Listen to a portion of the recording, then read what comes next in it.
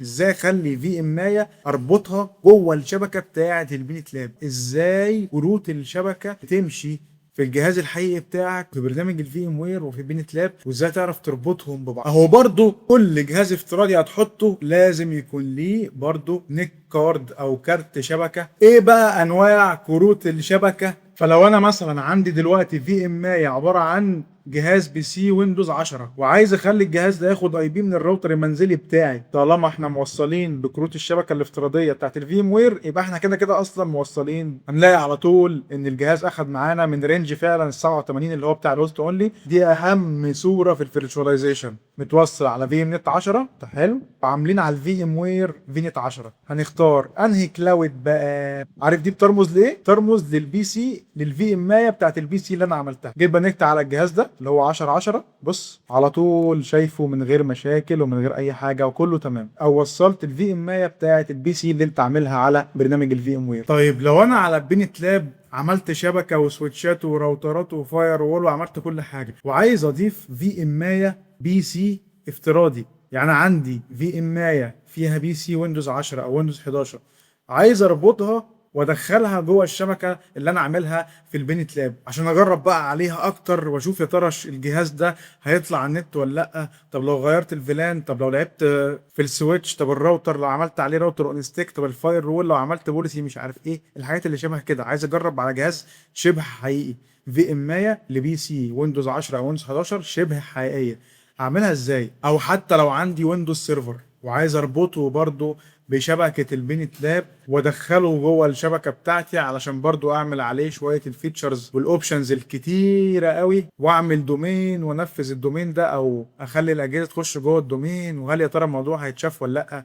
هعمل برضو الحاجات دي ازاي؟ ازاي اخلي في اماية اربطها جوه الشبكة بتاعة البينت لاب؟ ازاي هعملها؟ تعالى دلوقتي بقى نتكلم ونفكر ازاي كروت الشبكة بتمشي في الجهاز الحقيقي بتاعك وفي برنامج الفي ام وير وفي بينت لاب، وازاي تعرف تربطهم ببعض. وانا بشرح الفيرتشواليزيشن قلنا ان ده لو الجهاز الحقيقي بتاعك، فانت الجهاز الحقيقي بتاعك ليه كارت شبكه واحد فقط، هو يا دوبك نت كارد واحد فقط اللي موجود معاك، سواء بقى كان واي فاي او ايثر نت. واحنا بعد كده حطينا على الجهاز الفيزيكال ده حطينا عليه برنامج الفي ام وير، صح كده؟ اهو برنامج الفي ام وير بقى بمجرد ما تحمله هو لوحده بيعمل 3 كروت شبكه افتراضيين في البرنامج نفسه. هتلاقي كارت اسمه في ام نت 0 وفي ام نت 1 وفي ام نت 8.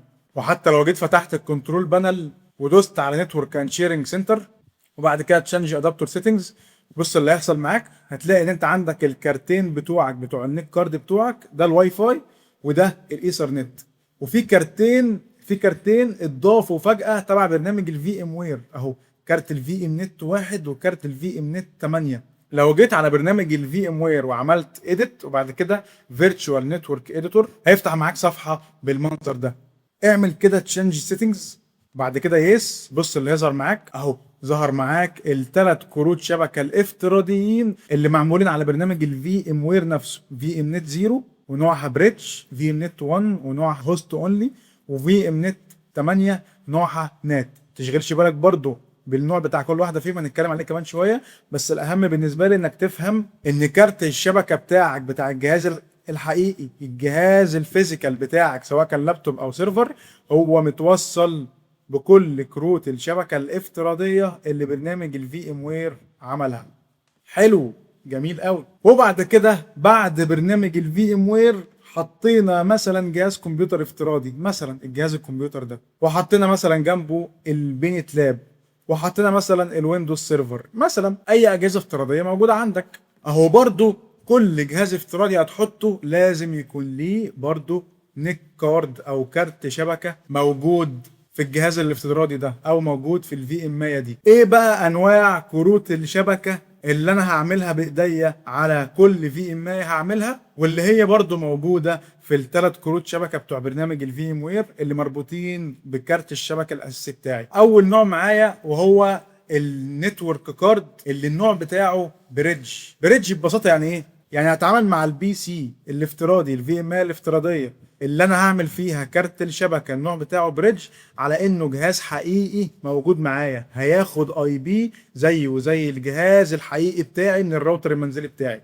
يعني الجهاز بتاعي ممكن يكون الاي بي بتاعه 192 168 1 10. لو انا على الفي ام اي بتاعه البي سي مثلا او الفي ام اي بتاعه البينت لاب خليت النتورك ادابتور النوع بتاعه بريدج، انا كده هتعامل دايركت الفي ام اي دي تتعامل دايركت مع الراوتر المنزلي. فهتاخد مثلا اي بي 192 168 21 31 ايا كان، كانها جهاز حقيقي، كانك جايب كمبيوتر تاني حاطه جنبك. طب تعالى بقى نشوف كروت الشبكه الافتراضيه اللي موجوده في برنامج الفي ام وير نفسه، اللي هم الثلاثه دول اللي هم في ام نت 0 و1 و8. لو جيت هنا كده على الفي ام وير وقمت اخترت اديت واخترت فيرتشوال نتورك اديتور، هتلاقي في ام نت 1 النوع بتاعها هوست اونلي، وفي ام نت 8 النوع بتاعها نات. لو جيت عملت تشينج سيتنجز هتلاقي ظهر معانا في ام نت 0 الحاله بتاعته بريدج، وده عشان معمول تلقائي فما بيبقاش ظاهر الا لما تعمل تشينج سيتنجز زي ما عملنا من شويه. وهنا ممكن تخليها اوتوماتيك، يختار يعني الايثر نت اللي موجود دلوقتي اللي متوصل، او انت لو انت موصل واي فاي تختار الادابتور بتاع الواي فاي، او لو موصل ايثر نت تختار الادابتور بتاع الايثر نت. وبرده هنا في ام نت 1 هتلاقي مكتوب هوست اونلي كونكت في امز انتو برايفت نتورك، يعني هنخلي الفي امات كلها تتوصل مع بعض جوه شبكه واحده يكلموا بعض فيها. وممكن كمان لو استخدمنا الهوست اونلي الفي ام وير يوزع اي بيهات على الفي امات دي بشكل اوتوماتيك او تلقائي، وده الرينج اهو 87 والماسك 355. ولو جيت حتى عملت دي اتش سي بي سيتنجز هتلاقي ان هو بيبدا من اول ان اول في ام اي لو هي عامله هوست اونلي، لو هي عامله هوست اونلي هتبدا من اول 87 128 لحد 87 254. نفس الكلام برضو على النات، بس المره دي ان النات في حاجه اسمها شيرد هوست اي بي هنتكلم عنها كمان شويه. وبرضو ممكن الفي ام وير يوزع اي بيهات دي اتش سي بي على اي في ام اي عامله كارت الشبكه او عامله نتورك ادابتور بتاعها الوضع بتاع النات. وهتلاقي برضو الرينج من اول 31 128 لحد 31 254. فلو انا مثلا عندي دلوقتي في ام اي عباره عن جهاز بي سي ويندوز 10 وعايز اخلي الجهاز ده ياخد اي بي من الراوتر المنزلي بتاعي، هعمل ايه؟ اديت، وبعد كده هخلي النتورك ادابتور بقى النوع بتاعه ايه؟ بريدج، ثم اوكي. وتعالى نشغل الجهاز دلوقتي ونشوف. فاهو شغلنا جهاز الفي ام اي بتاعت بي سي ويندوز 10. فلو فتحنا الكنترول بانل وبعد كده شفنا نتورك اند شيرنج سنتر، بعد كده اخترنا تشينج ادابتور سيتنجز ثم ايثرنت. نتاكد اهم حاجه ان هي معمول اوبتين اي بي ادرس اوتوماتيك عشان تسحب دي اتش سي بي من الراوتر المنزلي بتاعنا، ثم اوكي. بعد كده لو جينا بقى المره دي جبنا ديتيلز هنلاقي ان الجهاز ده بعد ما عملت له بريدج على النتورك ادابتور بتاعه بقى كانه جهاز كمبيوتر موجود جنبي في البيت عندي، واخد اي بي عادي خالص اهو 1.6، والجيت واي بتاعه هو الراوتر المنزلي بتاعي، كانه جهاز حقيقي فعلا. يبقى ببساطه اي في ام اي هنعملها سواء كان بي سي او كان بينت لاب او ويندوز سيرفر عايزين نجرب عليه على برنامج الفي ام وير، لو انا عايز اشتغل بريدج وادي له اي بي من رينج الاي بيات بتاعت الراوتر المنزلي الحقيقي بتاعنا، هخلي النوع بتاع النتورك ادابتور ده بريدج. ومعنى ايه ان هو بريدج؟ معنى النتورك ادابتور ده ان هو بريدج ان النتورك ادابتور بتاع الفي ام اي ده متوصل بفي ام نت رقم 0 بتاعت برنامج الفي ام وير، وبرنامج الفي ام وير اصلا متوصل بايه؟ بالنت كارد بتاع البي سي الحقيقي بتاعنا. فكده تمام، بريدج وكله تمام. النوع الثاني معانا وهو اسمه هوست اونلي، وهنا لو عايز اخلي الفي امات اللي انا عاملها يكلموا بعض، يبعتوا فايلات لبعض، يبنجوا على بعض زي السويتش كده بس بشكل افتراضي ومش هيطلعوا على الانترنت. خلاص، يبقى هنعمل ايه؟ انا عايز مثلا اخلي البي سي ده والبينت لاب كانهم كده في سويتش مع بعض، كانهم في شبكه لوحدهم مع بعض يكلموا بعض من غير مشاكل ومن غير اي حاجه. ساعتها هخلي النتورك ادابتور بتاع الفي ام اي بتاعت البي سي النوع بتاعها هوست اونلي، وهخلي النتورك ادابتور بتاع البينت لاب الفي ام اي برضه نوعها هوست اونلي. والفي ام وير زي ما لسه شايفين من شويه عنده رينج دي اتش سي بي بيديه لجميع الاجهزه اللي عامله الكارت بتاعها هوست اونلي. وطالما الفي ام 200 دول هوست اونلي، ده معناه ان الكارت نتورك ادابتور ده متوصل بالنتورك ادابتور رقم 1 اللي هو بتاع الهوست اونلي بتاع الفي ام وير، وبرده نتورك ادابتور بتاع البينت لاب متوصل برده بكارت رقم 1. وخلاص بقى فاهمين، طالما احنا موصلين بكروت الشبكه الافتراضيه بتاعت الفي ام وير، يبقى احنا كده كده اصلا موصلين بكارت الشبكه الحقيقي بتاع الجهاز الكمبيوتر الحقيقي بتاعنا. فلو جيت مثلا هنا جهاز البي سي ده، غيرت كارت الشبكه بتاعه، خليته هنا، خليته هوست اونلي. او على فكره ممكن اخليه هنا كاستم واخليه برده في ام نت 1 اللي هي هوست اونلي. في ام نت 1 دي اللي هي بتاعت ايه؟ اللي هي بتاعت برنامج الفي ام وير نفسه. ممكن برده اخليها هنا عادي. فانت عندك يا اما هنا في ام نت 1 هوست اونلي، يا اما تختار من هنا هوست اونلي وتعمل بعد كده اوكي، عشان نشوف برده الرينج بتاع الجهاز ده هياخد بالظبط اي بي ايه. نعمل اديت وبعد كده فيرتشوال نتورك اديتور، تشينج سيتنجز. الفي ام وير هيفتح معانا الصفحه دي. بص الفي ام نت 1 اللي هي هوست اونلي، السبنت بتاعتها ايه؟ 87.0، وبالظبط اول جهاز هياخد 128 واخر جهاز هياخد 254. تعال نشوف بنفسنا جهاز الكمبيوتر ده واخد اي بي ايه. تعال نفتح كده السي ام دي ونقول له اي بي كونفيج، هنلاقي على طول ان الجهاز اخد معانا من رينج فعلا ال 87 اللي هو بتاع الهوست اونلي، اخد اي بي 192 168 87 128. اخر نوع معانا من انواع النتورك ادابتورز وهو النات.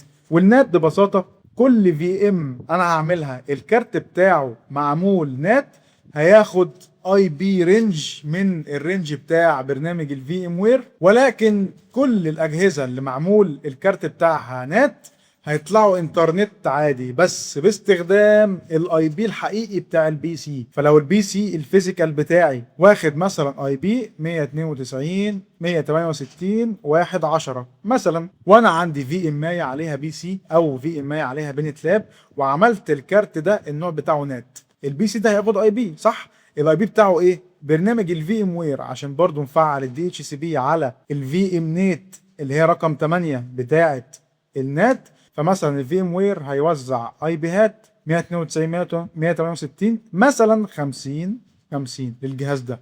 طب الجهاز ده معمول برضه نات يا باشا، خد 50 60. طب ده خد 50 70. ده رينج داخلي الفي ام وير هو اللي بيديه عن طريق الدي اتش سي بي اللي موجود في برنامج الفي ام وير نفسه. طب الجهاز ده اللي الاي بي بتاعه 50 50 وده 50 60 وده 50 70، لما يجوا يطلعوا على الانترنت، لما يجوا يطلعوا ويظهروا على الانترنت، هيظهروا على انهم ايه؟ هيظهروا على انهم الاي بي بتاع الجهاز الحقيقي بتاع البي سي الحقيقي الفيزيكال بتاع السيرفر الحقيقي الفيزيكال بتاعك اللي هو 110 مثلا. فمن الاخر الفرق بين النات والهوست اونلي ان الهوست اونلي انا بعمل شبكه برايفت، شبكه داخليه لمجموعه في امات انا عاملها على برنامج الفي ام وير ومش هيطلعوا انترنت.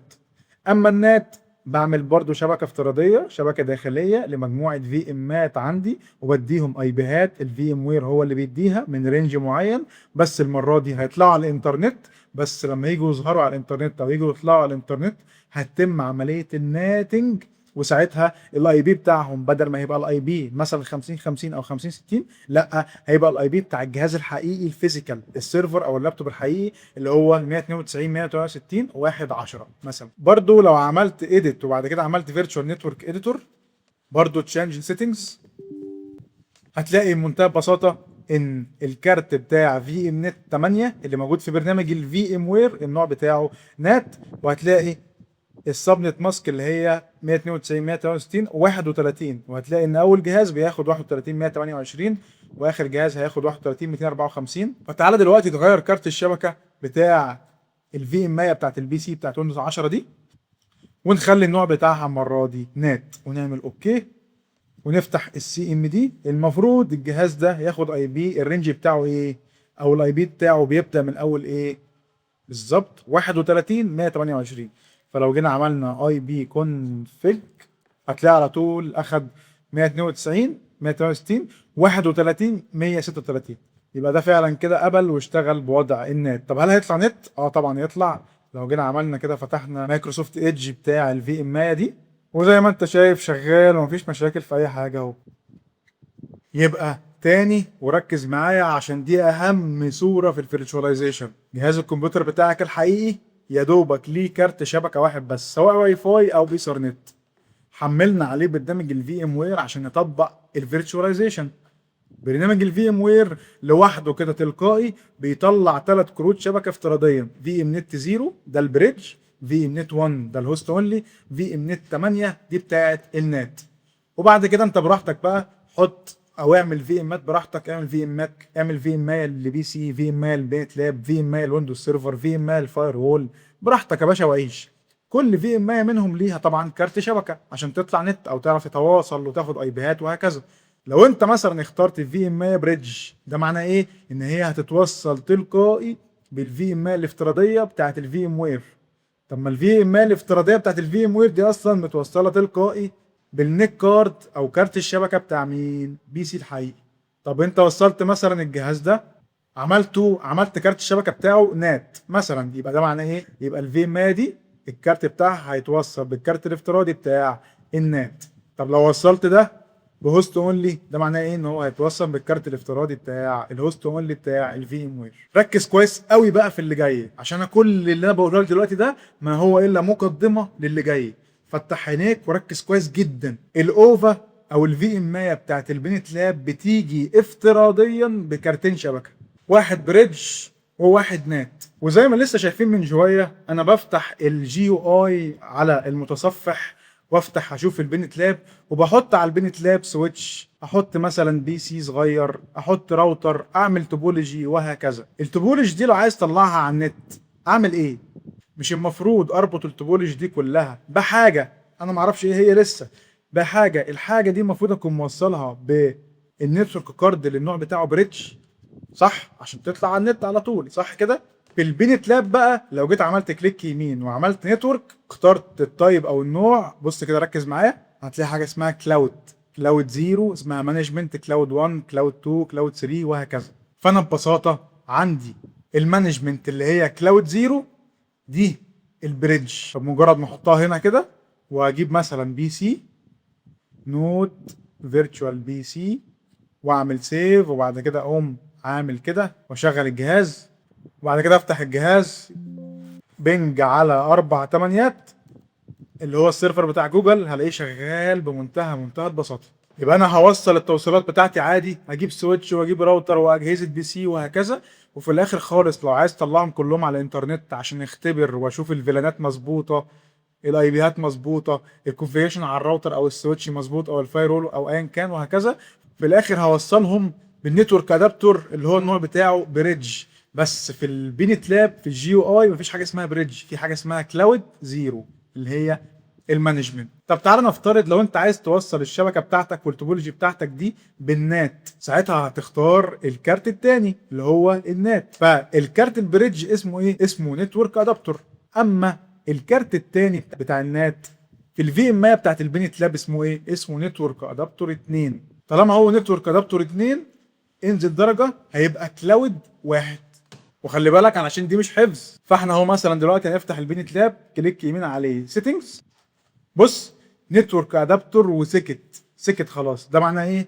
ده معناه النتورك ادابتور ده اللي هو اللي معمول بالنات ده في التوبولوجي لما اجي احتاجه عشان اطلع الاجهزه او السويتشات او ايا كان هختار كلاود 0. طب نتورك ادابتور 2 اللي هو معمول بريدج هختار كلاود 1. طب نتورك ادابتور 3 لو فيه هختار كلاود 2. طب نتورك ادابتور 5 هختار كلاود 4. هنزل درجه بس. يبقى انت اي نتورك ادابتور عايز تستدعيه عندك في الجي يو اي او في التوبولوجي بتاعتك هتقلل بس رقم. فانت نتورك ادابتور ده مثلا ممكن يكون النوع بتاعه بريدج. لو انت عايز تستخدم النتورك ادابتور بريدج ده علشان تخلي الاجهزه تطلع بره على الانترنت، يبقى هنعمل اد نتورك ونختار كلاود 0 اللي هي اسمها مانجمنت. طب لو انت عامل مثلا نتورك ادابتور التاني النوع بتاعه مثلا نات وعايز تستدعيه في التوبولوجي، يبقى انت هتختار كلاود 1. طب لو انت عندك نتورك ادابتور تاني زياده مثلا نتورك ادابتور رقم 3 وانت مثلا عامله هوست اونلي وعايز تعمل شبكه بين البينت لاب وبين في ام اي عليها بي سي مثلا، فانت نتورك ادابتور بتاع البينت لاب انت عامله هوست اونلي وهو الرقم بتاعه رقم 3، يبقى لما تيجي تحتاجه في التوبولوجي بتاعتك في الجي اي هتختار كلاود 2. يبقى خدها قاعده علشان ما تتزولش ولا تتلخبط. عايز تزود كلاود من دول عايز تزود كلاود 4 كلاود 5، يبقى هتزود نتورك ادابتور في البينت لاب في السيتنجز بتاعت نتورك ادابتور، هتزود نتورك ادابتور، وكمان هتزود نتورك ادابتور في الفي ام وير نفسه. فلو خدت بالك لو جيت عملت اد هنا كده وقمت مختار نتورك ادابتور وعملت فينش، هيظهر معايا نتورك ادابتور رقم 3. بص بقى لو جيت خدت بالك معايا هتلاقي طبعا البريدج والنات والروست اونلي خلاص احنا عارفينهم. في حاجه اسمها كاستم، وفي لو فتحت هتلاقي معاك لحد في ام نت 19، وكل في ام نت فيهم كانها شبكه خاصه بنفسها. ففي ام نت 1 دي هوست اونلي احنا عارفينها خلاص، في ام نت 8 دي بتاعت النات احنا عارفينها. ممكن برضو تعمل في ام نت مثلا 5 مثلا، وتعمل على الفي ام بتاعت البي سي تختار برضو النتورك ادابتور بتاعه في ام نت 5. فانت كده كانك عملت سويتش او كانك وصلت البينت لاب بالجهاز بتاع الفي ام. هما الاثنين كانهم في شبكه واحده. بس في مشكله صغيره، انت نسيت ان الفي ام وير عليه 3 كروت شبكه افتراضيين، في ام نت 0، في ام نت 1، في ام نت 8. اهو 0 اهي اللي هي بتاعت البريدج لو فاكر، 1 موجوده 8. طب هل هو يعرف حاجه اسمها في ام نت 5؟ يعرف حاجه اسمها في ام نت 11؟ يعرف حاجه اسمها في ام نت 12؟ لا. يبقى ببساطه خدها قاعده، انت عندك بي سي في ام مثلا، البي سي ده وعايز تحطه في شبكه بعيده خالص عن الهوست وعن الحاجات دي كلها، او لو انت عندك بينت لاب وبينت لاب ده موصله بويندوز سيرفر وجهاز بي سي وجهاز بي سي تاني وفاير وول، وما شاء الله راماتك بقى بتاعت اللابتوب او بتاعت السيرفر بتاعك دي ما شاء الله مستحمله، هتعمل ايه بمنتهى البساطه؟ هنقف مثلا على الجهاز ده اللي هو الفي ام بتاعت البي سي، ونغير النتورك ادابتور بتاعه ونخليه مثلا كاستم، ونخليه مثلا في ام نت 10، ونقول له اوكي. والبينت لاب هنعمل ايه؟ هنضيف نتورك ادابتور تاني، هنعمل نقول له نتورك ادابتور، بعد كده فينش. والنتورك ادابتور الجديد اللي هو نتورك ادابتور رقم 3 هنخليه برضو المره دي في ام نت 10. طب هل الفي ام وير نفسه عنده حاجه اسمها في ام نت 10؟ لا. يبقى برضو على الفي ام وير ذات نفسه البرنامج نفسه هنعمل في ام نت رقم 10.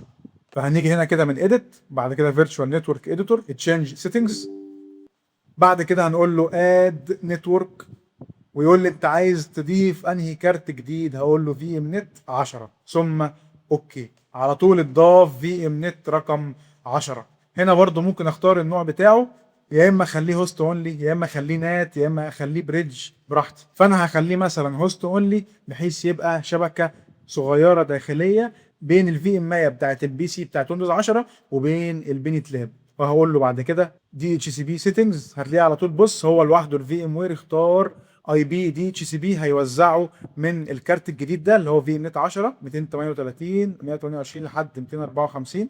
نقول بعد كده ابلاي وبعد كده اوكي.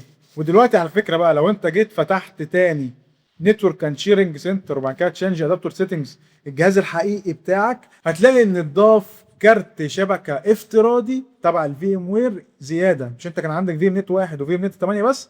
بص كده هتلاقي على طول ان في حاجه ظهر اسمها ايثرنت 2 تبع برضو برنامج الفي ام وير، والمره دي مكتوب ايه؟ في ام وير فيرتشوال ايثرنت ادابتور فور في ام نت 10 اللي انت لسه عاملها دلوقتي حالا. فاحنا خلاص البي سي ده كده ظبطناه، خليناه متوصل على في ام نت 10 ده حلو.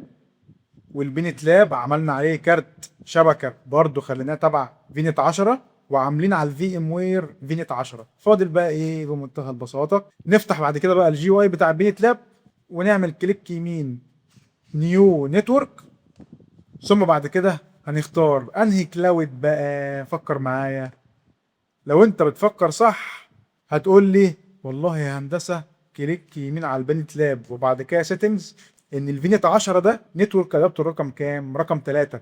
يبقى اختار كلاود رقم كام؟ بالظبط كلاود رقم 2، واقول له بعد كده سيف. يبقى دي كده دي عارف دي بترمز لايه؟ بترمز للبي سي، للفي ام بتاعت البي سي اللي انا عملتها. يعني انا عشان ادخل الجهاز الكمبيوتر ده ادخله جوه التوبولوجي بتاعت البينت لاب، خليت الكارت بتاعه فينيت 10 ووصلته بالبينت لاب بفينيت 10 برضه، ووصلت الاثنين دول ببرنامج الفي ام وير بفينيت 10 برضه. بعد كده نفتح الجي يو اي وهختار ده بقى المره دي يبقى كام؟ يبقى كلاود 2 عشان ده في البينت لاب نتورك ادابتور رقم 3. تعالى بقى مثلا نوصل الجهاز الفي ام بتاعنا اللي احنا مشغلين من شويه ده، نوصله على التوبولوجي بتاعتنا. فبمنتهى البساطه هنعمل كده سيف، دخل معانا في وسط الشبكه. الجهاز ده كان كام؟ انا مش فاكر الصراحه. تعال نقول له شو اي بي. ده مش واخد اي بي اصلا. تعال نقول له اي بي 192 1 انستغرام 192 168 تمام. خليك فاكر ان الجهاز ده الاي بي بتاعه 10 واحد. وعشان نغير الاي بي بقى في الجهاز ده هنعمل ايه؟ روح يا باشا على الفي ام وير، افتح الجهاز بتاعك اللي انت لسه عامله دلوقتي. دي حلاوه الموضوع بقى، ان انت هتطبق على جهاز حقيقي. تشوف بقى النت، ولو انت عامل كمان حاجه اسمها اكسس ليست او عامل بوليسيز او ايا كان، الجهاز الفيرتشوال بي سي الكحيان ده بتاع البنج ده مش هيعرف يعمل لك الحاجات دي. اما الجهاز ده شبه حقيقي، فهتعرف تتاكد وتجرب عليه كل الاوبشنز اللي انت تتمرن عليها في البيت. نتورك شيرنج سنتر، تشينج ادابتور سيتنجز، ونغير ده، نعمل كده بروبرتيز. وبعد كده نختار بقى ان احنا نحط اي بي بايدينا ونقول له 192.168 مثلا، والماسك والجيت واي اي حاجه، والدي ان اس اي حاجه برضو مش تفرق دلوقتي. اوكي اوكي اوكي اوكي.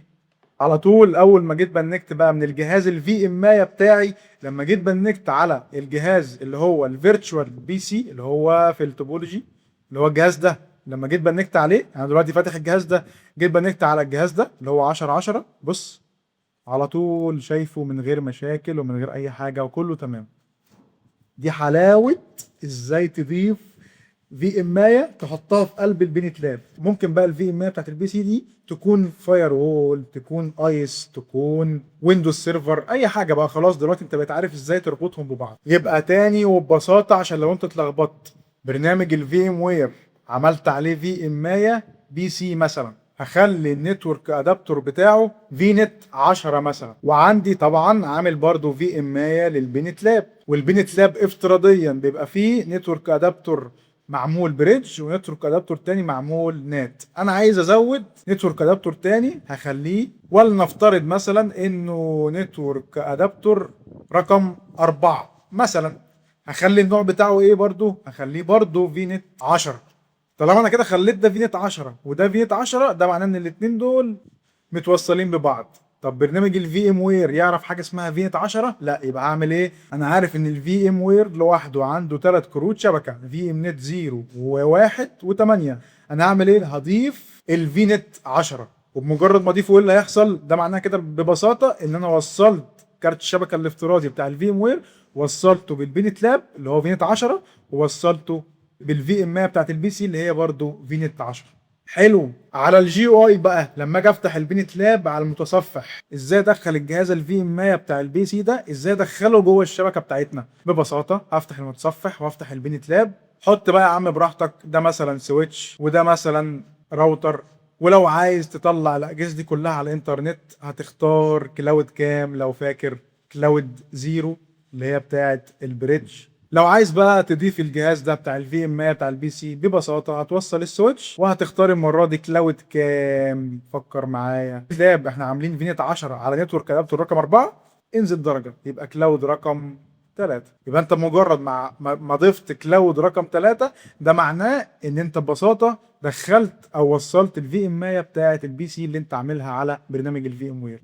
ده بمنتهى البساطه. طب لو انت عايز تضيف مثلا ويندوز سيرفر مثلا، تعملها ازاي؟ ببساطة على البينت لاب هتضيف نتورك ادابتور رقم 5 مثلا، وتخليه في فينت 11 مثلا، والويندوز سيرفر ده هتخلي نتورك ادابتور بتاعه رقم كام؟ فينت 11. وهتعمل على الفي ام وير فينت 11. وهنا بقى لما تيجي توصل في التوبولوجي هتعمل ايه؟ هتختار كلاود رقم كام؟ كلاود رقم 4. ليه رقم 4؟